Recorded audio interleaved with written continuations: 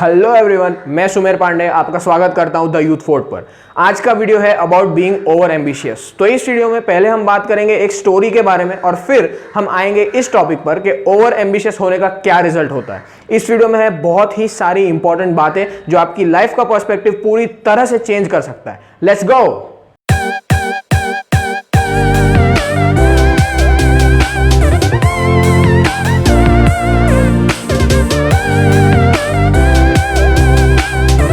This is a story of around 600 CE। दो राजा थे, राजा हर्षवर्धन और राजा पुलकेशी II। राजा हर्षवर्धन कनौज के राजा थे, which is the present day Punjab Haryana. Harshvardhan के बड़े भाई राज्यवर्धन को गौड़ देश के राजा ने मार दिया था। जैसे ही हर्षवर्धन राजा बने, उनने तुरंत ही दो राज्यों के साथ एक पैक्ट साइन किया और उन तीनों राज्यों ने गौड़ देश पर हमला कर दिया। इस युद्ध में हर्षवर्धन उनके दोनों साथियों के साथ जीत गए। इसके बाद हर्षवर्धन ने अपने राज्य पर ध्यान दिया। वो खुद अपने राज्य के सभी हिस्सों में जाकर खुद असेसमेंट करते थे।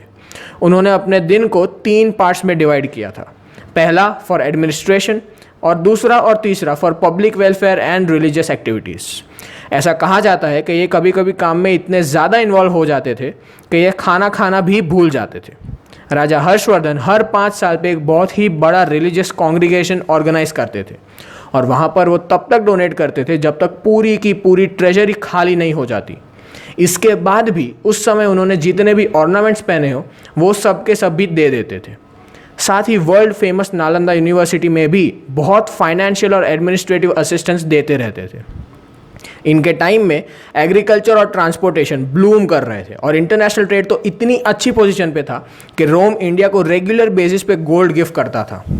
उस टाइम हिंदुइज्म, जैनिज्म और बुद्धिज्म मेजर रिलीजन्स थे, बट लोग बाकी रिलीजन्स के प्रति भी टॉलरेंट थे।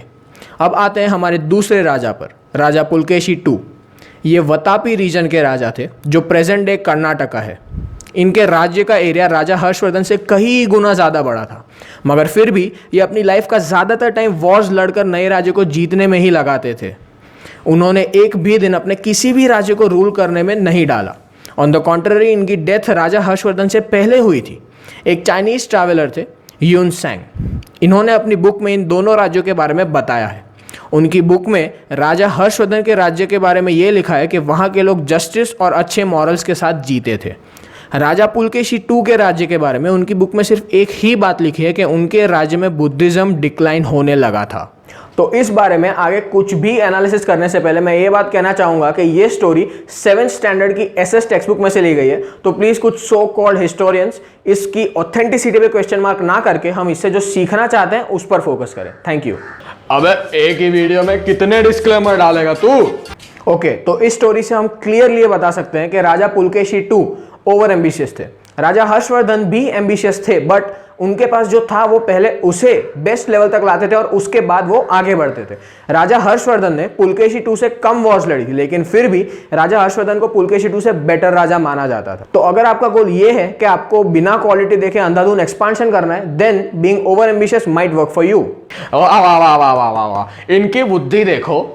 ऐसा किसका गोल होता है बे, गधे कहीं के। बट अगर आपको ऐसा है कि आपके पास पहले जो है आपको उसके बेस्ट लेवल पे ले जाना है और उसके बाद आगे बढ़ना है, then do not be over ambitious. तो ये तो हो गया स्ट्रेट अप कंक्लूजन। अब हम आगे कुछ डीपर एनालिसिस करेंगे about the effects of being over ambitious. तो अगर आप ओवर एम्बिशियस हैं तो किसी भी नॉकडाउन से वापस उठना, बाउंस बैक करना आपके लिए बहुत इजी होगा। क्यों? क्योंकि 99% लोग जो ओवर एम्बिशियस होते हैं, साथ ही वो लोग कॉन्फिडेंट भी होते हैं। And confidence is a winning trade. अगर आप कॉन्फिडेंट है तो अगर आप एक बार हारेंगे, आप वापस खड़े होंगे, आप बोलेंगे नहीं इस बार मैं करूंगा और इस बार मैं जीतूंगा। यस, अब से मैं भी कॉमेडी करूंगा, वापस हर वीडियो में करूंगा, चाहे जो भी हो जाए मैं कॉमेडी करूंगा।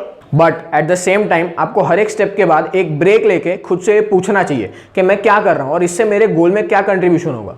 इसका रीज़न ये है कि जब आप ओवर एम्बिशियस होते हैं तब आप अलग अलग काम करने में इतने बिजी हो जाते हैं कि आपको ये पता ही नहीं होता कि आप क्या कर रहे हैं। आज ना मैं एक बहुत बड़ा शेफ बनने की शुरुआत कर रहा हूँ। हाँ भैया 2 समोसे पैक कर दीजिए। अबे पगला गए हो क्या? दिखता नहीं है हम बहुत बड़ा शेफ बनने की तैयारी कर रहे हैं। हम कोई ऑर्डर नहीं लेते। ऑर्डर लेना हमारा काम नहीं, हमारा काम है सिर्फ बनाना, क्योंकि हमको सिर्फ बड़ा शेफ बनना है। बस चलो फुटो। तो देखा ना अभी अभी आप लोगों ने बाबू छपरी को, देखिए ऐसा नहीं करना है। मैं इस टॉपिक पे इतनी ज़्यादा बात इसलिए कर पाता हूँ क्योंकि मैं खुद बहुत ओवर एम्बिशियस था and I have slowly overcome it. तो देखिए ओवर एम्बिशियस होना कोई गुनाह नहीं है, राइट, बट उसके अपने प्रोज एंड कॉन्स है, जैसा कि मैंने अभी आप लोगों को बताया। देखिए मैं पर्सनली ओवर एम्बिशियस होने में बिल्कुल भी बिलीव नहीं करता हूँ। मैंने इस वीडियो में आप लोगों को जो स्टोरी बताई उसमें मैं अलेक्जेंडर द ग्रेट का भी एग्जांपल ले सकता था, बट वो मैंने इसलिए नहीं लिया क्योंकि मैं किसी इंडियन किंग को लेकर उनका एग्जांपल देना चाहता था। Finally I would like to sum up this video with a quote by Bruce Lee, be happy but never satisfied. So guys ये था आज का video on being over ambitious. अगर आपको ये वीडियो अच्छा लगा then make sure give it a thumbs up और शेयर करिए इस वीडियो को उन लोगों से जिनको इस बारे में जानने की जरूरत है। Subscribe to the youth fort on YouTube and make sure follow us across social media platforms at the youth fort. The links are right there in the description. Also now we are on Patreon, so you can also pledge your support towards the Youth Fort there. Keep following, keep supporting, and we will keep creating superb content for you all. Thank you for watching the video.